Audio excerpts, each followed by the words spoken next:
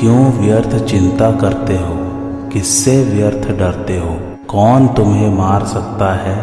आत्मा न पैदा होती है न मरती है। जो हुआ वह अच्छा ही हुआ, जो हो रहा है वह अच्छा ही हो रहा है, जो होगा वह भी अच्छा ही होगा। तुम भूत का पश्चाताप न करो, भविष्य की चिंता न करो।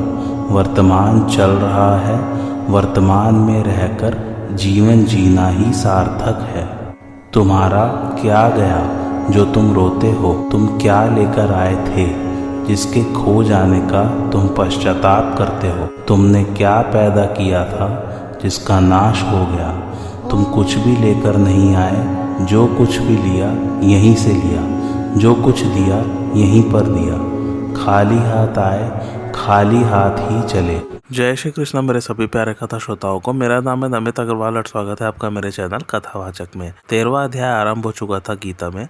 आइए आज की कथा आरंभ करते हैं। अविभक्तम च भूतेषु विभक्तमिव च स्थितम भूत भर्तृ च तज्ज्ञेयम ग्रसिष्णु ब्रप विष्णु च। अर्थात वे परमात्मा स्वयं विभागरहित होते हुए भी संपूर्ण प्राणियों में विभक्त की तरह स्थित हैं और वे जानने योग्य परमात्मा ही संपूर्ण प्राणियों को उत्पन्न करने वाले तथा उनका भरण पोषण करने वाले और संहार करने वाले हैं। भावार्थ, इस त्रिलोकी में देखने सुनने और समझने में जितने भी स्थावर जंगम प्राणी आते हैं उन सब में परमात्मा स्वयं विभाग रहित होते हुए भी विभक्त की तरह प्रतीत होते हैं। विभाग केवल प्रतीति है। जिस प्रकार आकाश घट मठ आदि की उपाधि से घटाकाश मठाकाश आदि के रूप में अलग अलग दिखते हुए भी तत्व से एक ही हैं, उसी प्रकार परमात्मा भिन्न भिन्न प्राणियों के शरीरों की उपाधि से अलग अलग दिखते हुए भी तत्व से एक ही हैं। जिस परमात्मा को जानने की बात कही गई है और जिस ज्ञेय तत्व का वर्णन करने की प्रतिज्ञा की गई है उसी का यहाँ ब्रह्मा विष्णु और शिव के रूप से वर्णन हुआ है। वस्तुतः चेतन तत्व अर्थात परमात्मा एक ही है। वे ही परमात्मा रजोगुण की प्रधानता स्वीकार करने से ब्रह्मा रूप से सबको उत्पन्न करने वाले, सत्वगुण की प्रधानता स्वीकार करने से विष्णु रूप से सबका भरण पोषण करने वाले और तमोगुण की प्रधानता स्वीकार करने से रुद्र रूप से सबका संहार करने वाले हैं। तात्पर्य है कि एक ही परमात्मा सृष्टि पालन और संहार करने के कारण ब्रह्मा विष्णु और शिव नाम धारण करते हैं। यहाँ यह समझ लेना आवश्यक है कि परमात्मा सृष्टि रचना आदि कार्यों के लिए भिन्न भिन्न गुणों को स्वीकार करने पर भी उन गुणों के वशीभूत नहीं होते। गुणों पर उनका पूर्ण आधिपत्य रहता है। इस श्लोक में परमात्मा के समग्र रूप का वर्णन हुआ है। जैसे संसार भौतिक दृष्टि से एक है, ऐसे ही वास्तविक तत्व अर्थात परमात्मा भी एक है, अविभक्त है। परंतु जैसे संसार पांच भौतिक दृष्टि से एक होते हुए भी अनेक वस्तुओं व्यक्तियों आदि के रूप में दिखता है, ऐसे ही परमात्मा एक होते हुए भी अनेक रूपों में दिखते हैं। तात्पर्य है कि परमात्मा एक होते हुए भी अनेक है और अनेक होते हुए भी एक है। वास्तविक सत्ता कभी दो हो ही नहीं सकती, क्योंकि दो होने से असत आ जाता है। उत्पन्न करने वाले भी परमात्मा है और उत्पन्न होने वाले भी परमात्मा है। भरण पोषण करने वाले भी परमात्मा है और जिनका भरण पोषण होता है वे भी परमात्मा है। संहार करने वाले भी परमात्मा है और जिनका संहार होता है वे भी परमात्मा है। पूर्व श्लोक में भगवान ने ज्ञेय तत्व का आधार रूप से वर्णन किया। अब आगे के श्लोक में उसका प्रकाश रूप से वर्णन करते हैं। ज्योतिषामपि तज्ज्योतिस्तमसः परमुच्यते ज्ञानम ज्ञेयम ज्ञानगम्यम हृदि सर्वस्य विष्ठितम। अर्थात वे परमात्मा संपूर्ण ज्योतियों के भी ज्योति और अज्ञान से अत्यंत परे कहे गए हैं। वे ज्ञान स्वरूप जानने योग्य, ज्ञान से प्राप्त करने योग्य और सबके हृदय में विराजमान है। भावार्थ, ज्योति नाम प्रकाश का है अर्थात जिनसे प्रकाश मिलता है। ज्ञान होता है, वे सभी ज्योति हैं। भौतिक पदार्थ सूर्य चंद्र नक्षत्र तारा अग्नि विद्युत आदि के प्रकाश में दिखते हैं। अतः भौतिक पदार्थों की ज्योति सूर्य चंद्र आदि है। वर्णात्मक और ध्वन्यात्मक शब्दों का ज्ञान कान से होता है, अतः शब्द की ज्योति कान है। शीत उष्ण कोमल कठोर आदि के स्पर्श का ज्ञान त्वचा से होता है, अतः स्पर्श की ज्योति अर्थात प्रकाशक त्वचा है। श्वेत नील पीत आदि रूपों का ज्ञान नेत्र से होता है, अतः रूप की ज्योति नेत्र है। खट्टा मीठा नमकीन आदि रसों का ज्ञान जिह्वा से होता है, अतः रस की ज्योति जिह्वा है। सुगंध दुर्गंध का ज्ञान नाक से होता है, अतः गंध की ज्योति अर्थात प्रकाशक नाक है। इन पांचों इंद्रियों से शब्द आदि पांचों विषयों का ज्ञान तभी होता है जब उन इंद्रियों के साथ मन रहता है। अगर उनके साथ मन न रहे तो किसी भी विषय का ज्ञान नहीं होता। अतः इंद्रियों की ज्योति मन है। मन से विषयों का ज्ञान होने पर भी जब तक बुद्धि उसमें नहीं लगती, बुद्धि मन के साथ नहीं रहती, तब तक उस विषय का स्पष्ट और स्थायी ज्ञान नहीं होता। बुद्धि के साथ रहने से ही उस विषय का स्पष्ट और स्थायी ज्ञान होता है। अतः मन की ज्योति बुद्धि है। बुद्धि से कर्तव्य अकर्तव्य, सत असत, नित्य अनित्य का ज्ञान होने पर भी अगर स्वयं उसको धारण नहीं करता तो वह बौद्धिक ज्ञान ही रह जाता है। वह ज्ञान जीवन में आचरण में नहीं आता। वह बात स्वयं में नहीं बैठती। जो बात स्वयं में बैठ जाती है वह फिर कभी नहीं जाती। अतः बुद्धि की ज्योति स्वयं है। स्वयं भी परमात्मा का अंश है और परमात्मा अंशी है। स्वयं में ज्ञान प्रकाश परमात्मा से ही आता है। अतः स्वयं की ज्योति अर्थात प्रकाशक परमात्मा है। उस स्वयं प्रकाश परमात्मा को कोई भी प्रकाशित नहीं कर सकता। तात्पर्य यह हुआ कि परमात्मा का ज्ञान स्वयं में आता है। स्वयं का प्रकाश बुद्धि में, बुद्धि का प्रकाश मन में, मन का प्रकाश इंद्रियों में और इंद्रियों का प्रकाश विषयों में आता है। मूल में इन सब में प्रकाश परमात्मा से ही आता है। अतः इन सब ज्योतियों का ज्योति, प्रकाशकों का प्रकाशक परमात्मा ही है। जैसे एक एक के पीछे बैठे हुए परीक्षार्थी अपने से आगे बैठे हुए को तो देख सकते हैं पर अपने से पीछे बैठे हुए को नहीं, ऐसे ही अहम, बुद्धि, मन, इंद्रिया आदि भी अपने से आगे वाले को तो देख सकते हैं पर अपने से पीछे वाले को नहीं। जैसे सबसे पीछे बैठा हुआ परीक्षार्थी अपने आगे बैठे हुए समस्त परीक्षार्थियों को देख सकता है, ऐसे ही परम प्रकाशक परमात्मा अहम, बुद्धि, मन, इंद्रिया आदि सबको देखता है, प्रकाशित करता है, पर उसको कोई प्रकाशित नहीं कर सकता। वह परमात्मा संपूर्ण चर अचर जगत का समान रूप से निरपेक्ष प्रकाशक है। वहाँ प्रकाशक, प्रकाश और प्रकाश्य यह त्रिपुटी नहीं है। वह परमात्मा अज्ञान से अत्यंत परे अर्थात सर्वथा असंबद्ध और निर्लिप्त है। इंद्रिय, मन, बुद्धि और अहम, इनमें तो ज्ञान और अज्ञान दोनों आते जाते हैं, परंतु जो सबका परम प्रकाशक है उस परमात्मा में अज्ञान कभी आता ही नहीं, आ सकता ही नहीं और आना संभव ही नहीं। जैसे सूर्य में अंधेरा कभी आता ही नहीं, ऐसे ही उस परमात्मा में अज्ञान कभी आता ही नहीं। अतः उस परमात्मा को अज्ञान से अत्यंत परे कहा गया है। उस परमात्मा में कभी अज्ञान नहीं आता। वह स्वयं ज्ञान स्वरूप और उसी से सबको प्रकाश मिलता है। अतः उस परमात्मा को ज्ञान अर्थात ज्ञान स्वरूप कहा गया है। इंद्रिय, मन, बुद्धि आदि के द्वारा भी विषयों का ज्ञान होता है पर वे अवश्य जानने योग्य नहीं है, क्योंकि उनको जान लेने पर भी जानना बाकी रह जाता है, जानना पूरा नहीं होता। वास्तव में अवश्य जानने योग्य तो एक परमात्मा ही है। उस परमात्मा को जान लेने के बाद और कुछ जानना बाकी नहीं रहता। भगवान ने अपने लिए कहा है कि संपूर्ण वेदों के द्वारा जानने योग्य मैं ही हूँ। जो मुझे जान लेता है वह सर्वविद हो जाता है। अतः परमात्मा को ज्ञेय कहा गया है। ज्ञान के द्वारा असत का त्याग होने पर परमात्मा को तत्व से जाना जा सकता है। अतः उस परमात्मा को ज्ञान गम्य कहा गया है। वह परमात्मा सबके हृदय में नित्य निरंतर विराजमान है। तात्पर्य है कि यद्यपि वह परमात्मा सब देश, काल, वस्तु, व्यक्ति, घटना, परिस्थिति, अवस्था आदि में परिपूर्ण रूप से व्यापक है, तथापि उसका प्राप्ति स्थान तो हृदय ही है। उस परमात्मा का अपने हृदय में अनुभव करने का उपाय है, पहला, मनुष्य हर एक विषय को जानता है तो उस जानकारी में सत और असत ये दोनों रहते हैं। इन दोनों का विभाग करने के लिए साधक यह अनुभव करे कि मेरी जो जागृत, स्वप्न, सुषुप्ति और बालकपन, जवानी, बुढ़ापा आदि अवस्थाएं तो भिन्न भिन्न हुई पर मैं एक रहा। सुखदायी, दुखदायी, अनुकूल, प्रतिकूल परिस्थितियां आई और चली गईं पर उनमें मैं एक ही रहा। देश, काल, वस्तु, व्यक्ति आदि का संयोग वियोग हुआ पर उनमें भी मैं एक ही रहा। तात्पर्य यह हुआ कि अवस्थाएं, परिस्थितियां, संयोग वियोग तो भिन्न भिन्न हुए पर उन सब में जो एक ही रहा है, भिन्न भिन्न नहीं हुआ है, उसका अनुभव करें। ऐसा करने से जो सबके हृदय में विराजमान है उसका अनुभव हो जाएगा, क्योंकि वह स्वयं परमात्मा से अभिन्न है। दूसरा, जैसे अत्यंत भूखा अन्न के बिना और अत्यंत प्यासा जल के बिना रह नहीं सकता, ऐसे ही उस परमात्मा के बिना रह नहीं सके, बेचैन हो जाए। उसके बिना ना भूख लगे, ना प्यास लगे और ना नींद आए। उस परमात्मा के सिवाय और कहीं वृत्ति जाए ही नहीं। इस तरह परमात्मा को पाने के लिए व्याकुल हो जाए तो अपने हृदय में उस परमात्मा का अनुभव हो जाएगा। इस प्रकार एक बार हृदय में परमात्मा का अनुभव हो जाने पर साधक को सब जगह परमात्मा ही है ऐसा अनुभव हो जाता है। यही वास्तविक अनुभव है। जिस ज्ञेय तत्व का वर्णन हुआ है वह भगवान का समग्र रूप अर्थात वासुदेव सर्वम ही है। कारण कि इसमें निर्गुण निराकार, सगुण निराकार और सगुण साकार तीनों ही रूपों का वर्णन हुआ है। परमात्मा तत्व ज्ञान से ही जाने जाते हैं, क्रिया वस्तु आदि से नहीं। तत्व ज्ञान के सिवाय उनको जानने का दूसरा कोई साधन नहीं है। मनुष्य कर्म योग, ज्ञान योग, ध्यान योग आदि जिस साधन से परमात्मा को जानेगा, वास्तव में तत्व ज्ञान से ही जानेगा। श्रद्धा, भक्ति, विश्वास, भगवत कृपा आदि से भी जानेगा तो तत्व ज्ञान से ही जानेगा, कारण कि जानना ज्ञान से ही होता है। पहले क्षेत्र ज्ञान और ज्ञेय का जो वर्णन हुआ है, अब आगे के श्लोक में फल सहित उसका उपसंहार करते हैं। इति क्षेत्रम तथा ज्ञानम ज्ञेयम चोक्तम समासतः मद्भक्त एतद्विज्ञाय मद्भावाय प्रपद्यते। अर्थात इस प्रकार क्षेत्र तथा ज्ञान और ज्ञेय को संक्षेप से कहा गया है। मेरा भक्त इसको तत्व से जानकर मेरे भाव को प्राप्त हो जाता है। भावार्थ, मेरा भक्त क्षेत्र को, साधन समुदाय रूप ज्ञान को और ज्ञेय तत्व को तत्व से जानकर मेरे भाव को प्राप्त हो जाता है। क्षेत्र को ठीक तरह से जान लेने पर क्षेत्र से संबंध विच्छेद हो जाता है। ज्ञान को अर्थात साधन समुदाय को ठीक तरह से जानने से, अपनाने से देहाभिमान मिट जाता है। ज्ञेय तत्व को ठीक तरह से जान लेने पर उसकी प्राप्ति हो जाती है, अर्थात परमात्मा तत्व के साथ अभिन्नता का अनुभव हो जाता है। समग्र परमात्मा का ज्ञान भक्ति से ही हो सकता है, अतः साधक को भक्त होना चाहिए। मद्भाव का अर्थ है मुझ परमात्मा की सत्ता। यह सिद्धांत है कि सत्ता एक ही होती है, दो नहीं होती।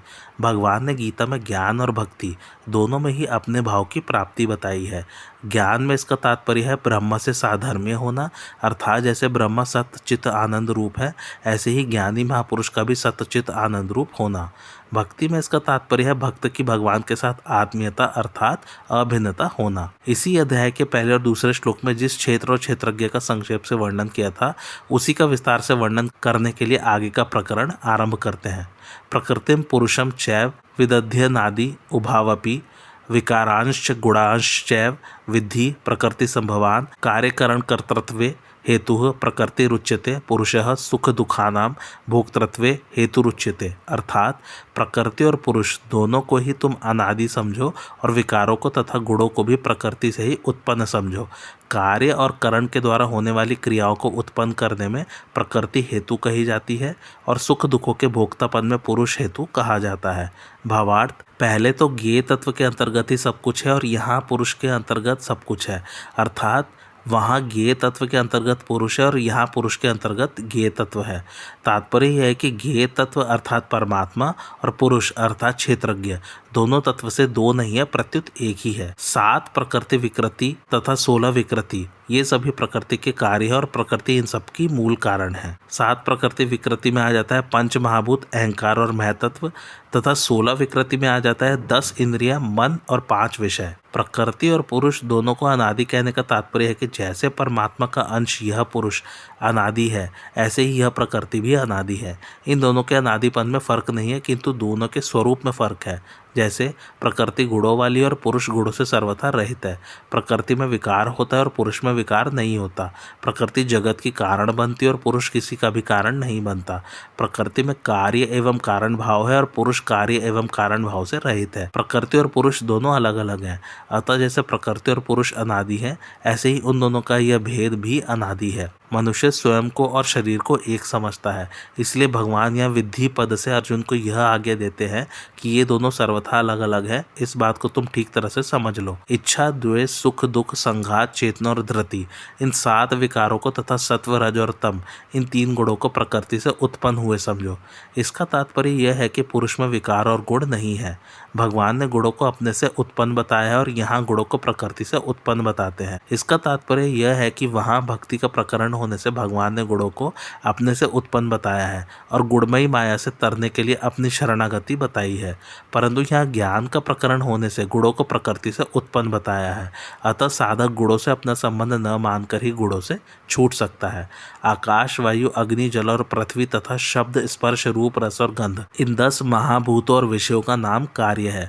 श्रोत्र, त्वचा, नेत्र, रसना, घ्राण, वाणी, हस्त, पाद, उपस्थ और गुदा तथा मन, बुद्धि और अहंकार इन 13 बहिकरण और अंतकरण का नाम करण है। इन सबके द्वारा जो कुछ क्रियाएं होती है उनको उत्पन्न करने में प्रकृति ही हेतु है। जो उत्पन्न होता है वह कार्य कहलाता है और जिसके द्वारा कार्य की सिद्धि होती है वह करण कहलाता है। अर्थात क्रिया करने के जितने औजार हैं वे सब करण कहलाते हैं। करण 3 तरह के होते हैं, पहला कर्मेंद्रिय, दूसरा ज्ञानेंद्रिय और तीसरा मन, बुद्धि एवं अहंकार। कर्मेंद्रिय स्थूल है, ज्ञानेंद्रिय सूक्ष्म है और मन, बुद्धि एवं अहंकार अत्यंत सूक्ष्म है। कर्मेंद्रियों और ज्ञानेंद्रियों को बहिकरण कहते हैं तथा मन, बुद्धि और अहंकार को अंतःकरण कहते हैं। जिनसे क्रियाएं होती हैं वे कर्मेंद्रिय हैं और कर्मेंद्रियों तथा ज्ञानेंद्रियों पर जो शासन करते हैं वे मन, बुद्धि और अहंकार है।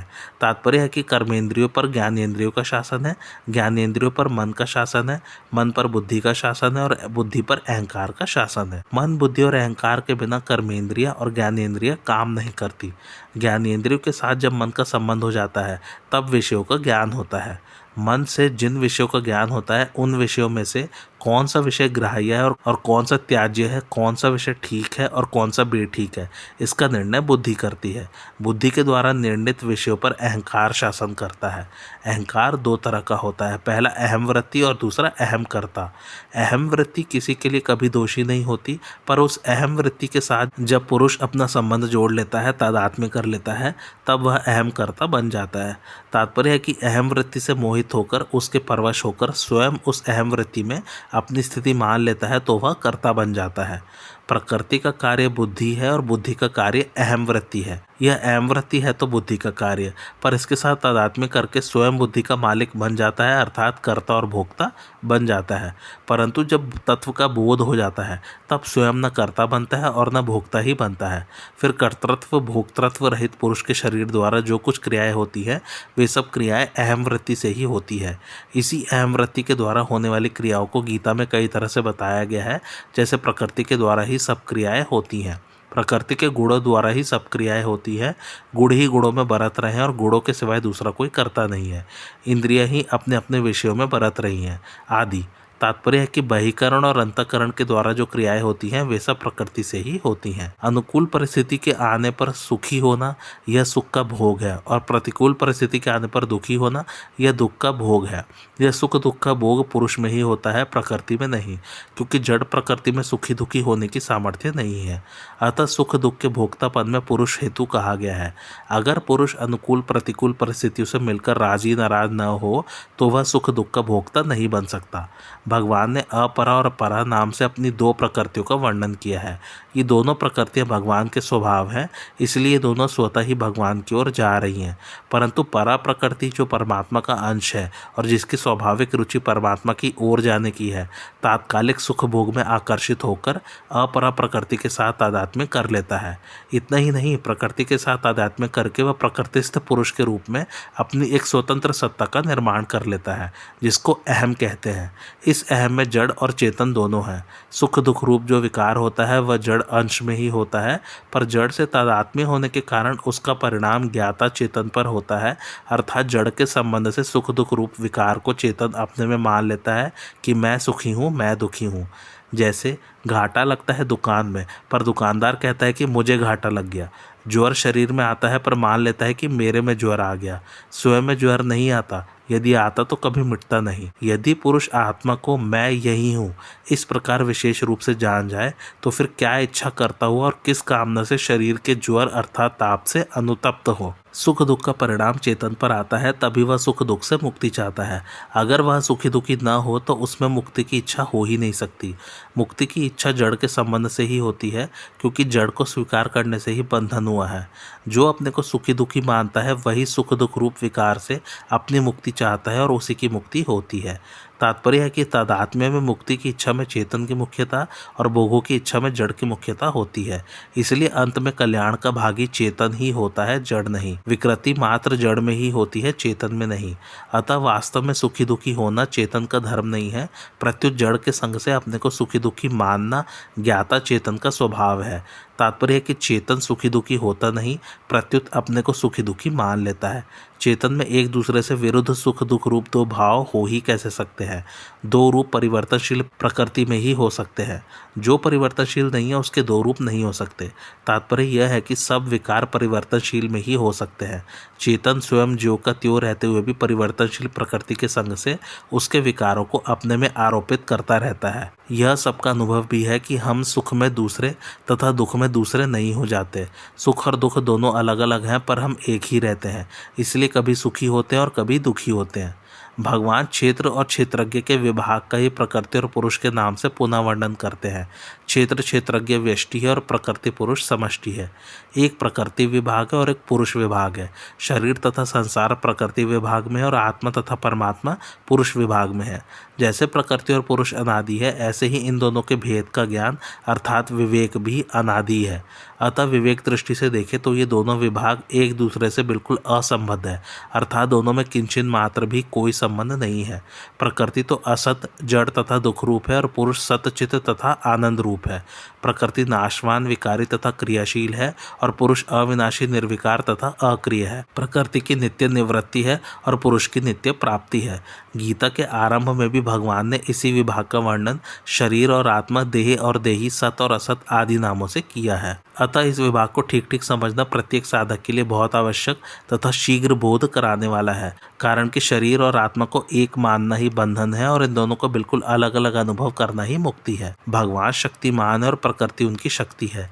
ज्ञान की दृष्टि से शक्ति और शक्तिमान दोनों अलग अलग हैं, क्योंकि शक्ति में तो परिवर्तन होता है पर शक्तिमान जो कत्यो रहता है। परंतु भक्ति की दृष्टि से शक्ति और शक्तिमान दोनों अभिन्न हैं, क्योंकि शक्ति को शक्तिमान से अलग नहीं कर सकते, अर्थात शक्तिमान के बिना शक्ति की स्वतंत्र सत्ता नहीं है। ज्ञान और भक्ति दोनों की बात रखने के लिए भगवान ने प्रकृति को न अनंत कहा है और न शांत कहा है, प्रत्युत अनादि कहा है। कारण कि अगर प्रकृति को अनंत कहे तो ज्ञान का खंडन हो जाएगा, क्योंकि ज्ञान की दृष्टि से प्रकृति की सत्ता ही नहीं है। अगर प्रकृति को शांत अर्थात अनित्य कहे तो भक्ति का खंडन हो जाएगा, क्योंकि भक्ति की दृष्टि से प्रकृति भगवान की शक्ति होने से भगवान से अभिन्न है। वास्तविक दृष्टि से देखा जाए तो प्रकृति और पुरुष का स्वभाव अलग अलग होते हुए भी दोनों परस्पर अभिन्न ही है। वास्तव में परमात्मा का स्वरूप समग्र है। परमात्मा में कोई शक्ति न हो ऐसा संभव नहीं है। अगर परमात्मा को सर्वथा शक्ति रहित माने तो परमात्मा एक देशीय ही सिद्ध होंगे। उनमें शक्ति का परिवर्तन अथवा अदर्शन तो हो सकता है, पर शक्ति का अभाव नहीं हो सकता। शक्ति कारण रूप से उनमें रहती ही है, अन्यथा परमात्मा के सिवाय शक्ति के रहने का स्थान कहाँ होगा। इसलिए यहाँ प्रकृति और पुरुष दोनों को अनादि कहा गया है। पुरुष लोक में भगवान ने पुरुष को सुख दुख के भोगने में हेतु बताया। इस पर प्रश्न होता है कि कौन सा पुरुष सुख दुख का भोक्ता बनता है। इसका उत्तर अब भगवान आगे के श्लोक में देते हैं।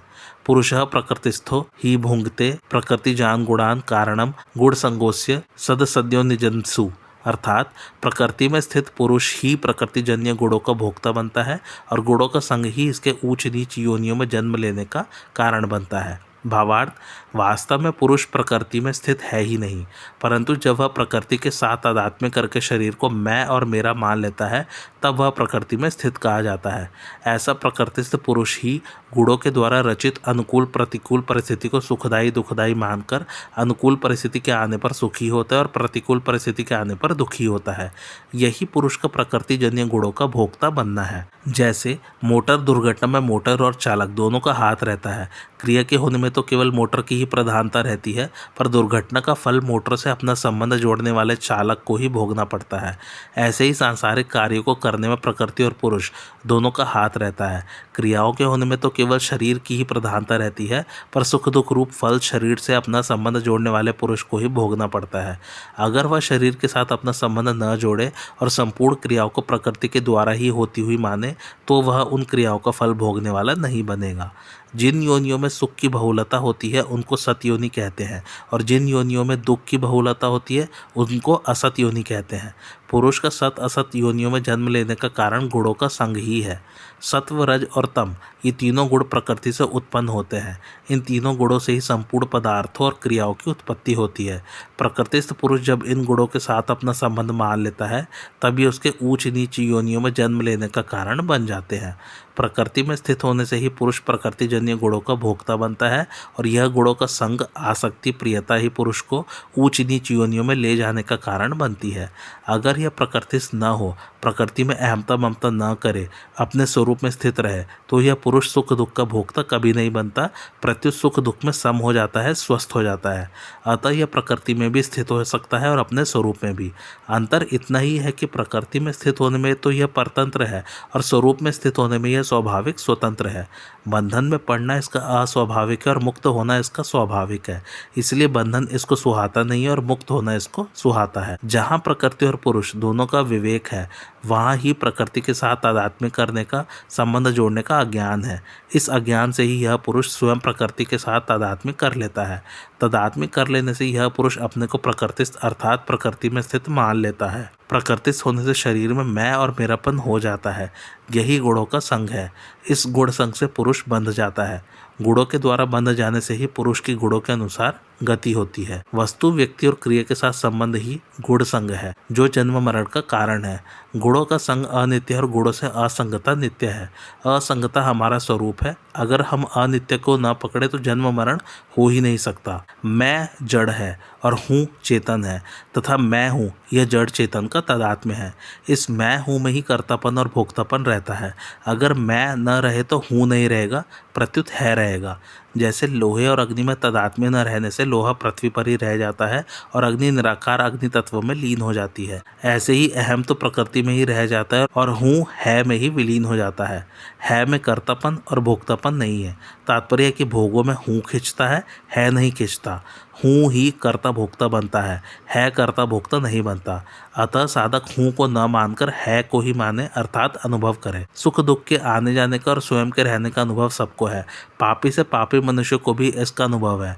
ऐसा अनुभव होने पर भी मनुष्य आगंतुक सुख दुख के साथ मिलकर सुखी दुखी हो जाता है। इसका कारण यह है कि सुख की आसक्ति और दुख का भय रहने से मैं अलग हूँ और सुख दुख अलग है, यह विवेक काम नहीं करता। वास्तव में स्वयं सुखी दुखी नहीं होता, प्रत्युत शरीर के साथ मिलकर अपने को सुखी दुखी मान लेता है। तात्पर्य है कि सुख दुख केवल अविवेक पूर्वक की गई मान्यता पर टिके हुए हैं। पहले के श्लोक में प्रकृति और पुरुष का वर्णन हुआ, अब आगे के श्लोक में पुरुष का विशेषता से वर्णन करते हैं। उपद्रष्टानुमंता च भर्ता भोक्ता महेश्वरः परमात्ममेति चाप्युक्तो देहस्मिन् पुरुषः परः। अर्थात यह पुरुष शरीर के साथ संबंध रखने से उपद्रष्टा, उसके साथ मिलकर सम्मति अनुमति देने से अनुमंता, अपने को उसका भरण पोषण करने वाला मानने से भर्ता, उसके संग से सुख दुख भोगने से भोक्ता और अपने को उसका स्वामी मानने से महेश्वर बन जाता है। परंतु स्वरूप से यह पुरुष परमात्मा इस नाम से कहा जाता है। यह इस देह में रहता हुआ भी देह से पर अर्थात सर्वथा संबंध रहित ही है। भावार्थ, यह पुरुष स्वरूप से नित्य है, सब जगह परिपूर्ण है, स्थिर है, अचल है, सदा रहने वाला है। ऐसा होता हुआ भी जब यह प्रकृति और उसके कार्य शरीर की तरफ दृष्टि डालता है, अर्थात उनके साथ अपना संबंध मानता है, तब इसकी उपद्रष्टा संज्ञा हो जाती है। यह हर एक कार्य करने में सम्मति अनुमति देता है, अतः इसका नाम अनुमंता है। यह एक व्यष्टि शरीर के साथ मिलकर उसके साथ तादात्म्य करके अन्न जल आदि से शरीर का पालन पोषण करता है, शीत उष्ण आदि से उसका संरक्षण करता है, अतः इसका नाम भर्ता हो जाता है। यह शरीर के साथ मिलकर अनुकूल परिस्थिति के आने से अपने को सुखी मानता है और प्रतिकूल परिस्थिति के आने से अपने को दुखी मानता है, अतः इसकी भोक्ता संज्ञा हो जाती है। यह अपने को शरीर, इंद्रिय, मन, बुद्धि तथा धन संपत्ति आदि का मालिक मानता है, अतः यह महेश्वर नाम से कहा जाता है। इसको परमात्मा नाम से कहा गया है। यह देह में रहता हुआ भी देह के संबंध से स्वतः रहित है। इसके विषय में कहा गया है कि यह शरीर में रहता हुआ भी न करता है और न लिप्त होता है। एक ही तत्व को भिन्न भिन्न उपाधियों के संबंध से संबोधित किया गया है, इसलिए इन पृथक पृथक नामों से पुरुष के ही स्वरूप का वर्णन समझना चाहिए। वास्तव में उसमें किसी प्रकार का भेद नहीं है। जैसे एक ही व्यक्ति देश, काल, वेश, संबंध आदि के अनुसार भिन्न भिन्न अर्थात पिता, चाचा, नाना, भाई आदि नामों से पुकारा जाता है, ऐसे ही पुरुष भिन्न भिन्न नामों से पुकारा जाने पर भी वास्तव में एक ही है। वास्तव में पुरुष पर ही है, पर अन्य के संबंध से वह उपद्रष्टा, अनुमंता आदि बन जाता है। जैसे मनुष्य पुत्र के संबंध से पिता, पिता के संबंध से पुत्र, पत्नी के संबंध से पति, बहन के संबंध से भाई आदि बन जाता है। ये संबंध अपने कर्तव्य का पालन करने के लिए ही है, ममता करने के लिए नहीं। वास्तविक स्वरूप तो पर अर्थात सर्वथा संबंध रहित ही है। यहाँ उपद्रष्टा, अनुमंता आदि अनेक उपाधियों का तात्पर्य एकता में है कि चेतन तत्व वास्तव में एक ही है। ज्ञान के प्रकरण में प्रकृति और पुरुष दो का ही वर्णन मुख्य है, अतः यहाँ आए उपद्रष्टा, अनुमंता, ईश्वर आदि सब शब्द पुरुष के वाचक समझने चाहिए। पहले प्रकृति और पुरुष का विवेचन करके अब आगे के श्लोक में उन दोनों को तत्व से जानने का फल बताते हैं। यह एवं वेत्ति पुरुषम प्रकृतिम च गुणः सह सर्वथा वर्तमानोपि न स भूयो भिजायते, अर्थात इस प्रकार पुरुष को और गुणों के सहित प्रकृति को जो मनुष्य अलग अलग जानता है वह सब तरह का बर्ताव करता हुआ भी फिर जन्म नहीं लेता। भावार्थ, जो साधक इस तरह पुरुष को देह से, प्रकृति से पर अर्थात संबंध रहित जान लेता है तथा विकार, कार्य, करण, विषय आदि रूप से जो कुछ भी संसार दिखता है वह सब प्रकृति और उसके गुणों का कार्य है, ऐसा यथार्थ रूप से जान लेता है, वह फिर वर्ण, आश्रम, परिस्थिति आदि के अनुसार प्राप्त कर्तव्य कर्म को करता हुआ भी पुनर्जन्म को प्राप्त नहीं होता, कारण कि जन्म होने में गुणों का संग ही कारण है। जो अपने को देह के संबंध से रहित अनुभव करता है और गुणों के सहित प्रकृति को अपने से अलग अनुभव करता है, उसमें असत वस्तुओं की कामना पैदा हो ही नहीं सकती। कामना न होने से उसके द्वारा निषिद्ध आचरण होना असंभव है, क्योंकि निषिद्ध आचरण के होने में कामना ही हेतु है। भगवान या साधक को अपना वास्तविक स्वरूप जानने के लिए सावधान करते हैं, जिससे वह अच्छी प्रकार जान ले कि स्वरूप में वस्तुतः कोई भी क्रिया नहीं है, अतः वह किसी भी क्रिया का कर्ता नहीं और कर्ता न होने के कारण वह भोक्ता भी नहीं होता। साधक जब अपने आप को अकर्ता जान लेता है तब उसका कर्तापन, अभिमान स्वतः नष्ट हो जाता है और उसमें क्रिया की फलाशक्ति भी नहीं रहती। फिर भी उसके द्वारा शास्त्र विहित क्रियाएं स्वतः होती रहती है। गुणातीत होने के कारण वह पुनर्जन्म को प्राप्त नहीं होता। जिसका विवेक जागृत हो गया है, अर्थात यह अनुभव में आ गया है, वह अपने वर्ण आश्रम के अनुसार सब कर्म करते हुए भी निर्लेप रहता है। वास्तव में मनुष्य मात्र का स्वरूप निर्लिप्त ही है, पर गुणों के संग से वह लिप्त हो जाता है और बार बार जन्मता मरता है। गुणों का संबंध प्रकृति के साथ है, पुरुष के साथ नहीं। वह आसक्त मनुष्य की तरह सब बर्ताव करता हुआ भी निर्विकार रहता है। जैसे छाछ से निकला हुआ मक्खन पुनः छाछ में मिलकर दही नहीं बनता, ऐसे ही प्रकृति जन्य गुणों से संबंध विच्छेद होने पर मनुष्य पुनः गुणों से नहीं बंधता। उसकी ब्रह्म से सधर्मता हो जाती है, अर्थात जैसे ब्रह्म का जन्म मरण नहीं होता, ऐसे ही उसका भी जन्म मरण नहीं होता। प्रेम और बोध दोनों में ही गुणों का संग नहीं रहता। दोनों में अंतर यह है कि बोध में तो जन्म मरण से मुक्ति होती है, पर प्रेम में मुक्ति के साथ साथ भगवान से अभिन्नता होती है। पुरुष लोक में भगवान ने जन्म रहित होने में प्रकृति पुरुष को यथार्थ जानना कारण बताया। अब यह जिज्ञासा होती है कि क्या जन्म मरण से रहित होने का और भी कोई उपाय है। इस पर भगवान आगे के 2 श्लोकों में 4 साधन बताते हैं। ध्यानेनात्मनि पश्यन्ति केचिदात्मान मात्मना अन्ये सांख्येन योगेन कर्मयोगेन चापरे, अर्थात कई मनुष्य ध्यान योग के द्वारा, कई सांख्य योग के द्वारा और कई कर्मयोग के द्वारा अपने आप से अपने आप में परमात्म तत्व का अनुभव करते हैं। भावार्थ, जो सगुण, साकार, निर्गुण, निराकार आदि के ध्यान का वर्णन हुआ है, उस ध्यान में जिसकी जैसी रुचि, श्रद्धा, विश्वास और योग्यता है, उसके अनुसार ध्यान करके कई साधक अपने आप से अपने में परमात्म तत्व का अनुभव करते हैं। जो संबंध विच्छेद प्रकृति और पुरुष को अलग अलग जानने से होता है, वह संबंध विच्छेद ध्यान से भी होता है। ध्यान न तो चित्त की मूढ़ वृत्ति में होता है और न क्षिप्त वृत्ति में होता है। ध्यान विक्षिप्त वृत्ति में आरंभ होता है। चित्त जब स्वरूप में एकाग्र हो जाता है तब समाधि हो जाती है।